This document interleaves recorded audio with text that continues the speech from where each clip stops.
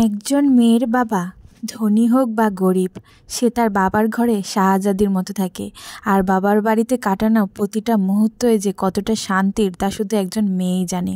Hello everyone, আসসালামু আলাইকুম। Sabinus স্টোরিতে আপনাদের সবাইকে স্বাগতম। কেমন আছেন সবাই? আজকে আমি আপনাদেরকে আমাদের কুষ্টিয়া এলাকার অনেক জনপ্রিয় একটি খাবার পালং শাক দিয়ে কালার ডালের রেসিপিটা দেখাবো। তাহলে কথা না বাড়িয়ে চলুন শুরু করা যাক।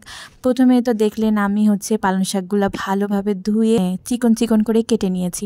কেটে নেওয়ার পরে আর আগে থেকেই ডাউলটা সেদ্ধ করতে দিয়েছিলাম। কাঁচামরিচ আর রসুন আর পেঁয়াজ দিয়ে ডাউলটা সেদ্ধ করতে দিয়েছিলাম প্রেশার কুকারে। তো এ তো সেদ্ধ হয়ে গেছে। তো আমি ডাউলটা ওরং দিয়ে ভালোভাবে মিহি করে নিচ্ছি। মিহি করে নেওয়ার পরে পানি দিয়ে দিব।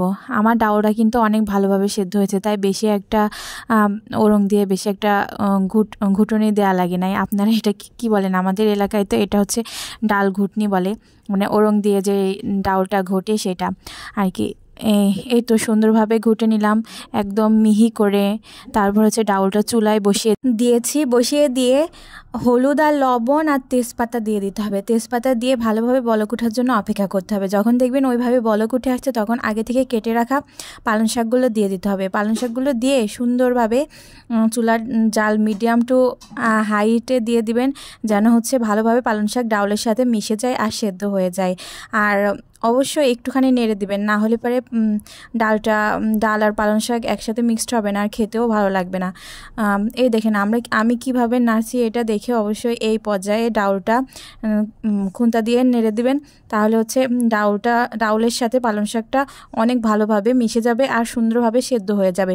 যখন দেখবেন এইভাবে সুন্দরভাবে সেদ্ধ হয়ে গেছে, তখন অন্য একটা চুলায় তেল, পেঁয়াজ আর রসুন দিয়ে পেঁয়াজ আর রসুনটা লাল লাল করে ভেজে নিতে হবে। অবশ্যই খেয়াল রাখবেন যে পেঁয়াজ আর রসুন যেন পুড়ে না যায়। পুড়ে গেলে কিন্তু খেতে ভালো লাগবে না। এই বাগার দেওয়াটা কিন্তু সব থেকে ইম্পর্টেন্ট, এটা অবশ্যই মাথায় রাখবেন। আর গোটা জিরে, যখন এরকম লাল লাল প্রায় হয়ে গেছে, তখন গোটা জিরেটা দিয়ে দিবেন। জিরে দিয়ে ভালোভাবে এটা ভেজে নিতে হবে। ভেজে নেওয়ার পরে আপনারা বাগার দিয়ে দিবেন ডাউলটা, আস্তে আস্তে বাগার দিবেন। এই রেসিপিটা কিন্তু খেতে অনেক মজা লাগে। বিশেষ করে আমার কাছে তো অনেক ভালো লাগে। আপনারা অবশ্যই এটা ট্রাই করে দেখবেন, একদিন অবশ্যই ট্রাই করে দেখবেন। আর বাগার দেওয়ার পরে কিন্তু বেশি একটা জাল করবেন না। বেশি জাল করলে ডাউলটা আর খেতে ভালো লাগে না। অল্প একটুখানি জাল করে নামিয়ে ফেললেই হয়ে যাবে। আজকের এই রেসিপিটা একদমই সহজ আর অনেক সুন্দর একটা ইউনিক রেসিপি।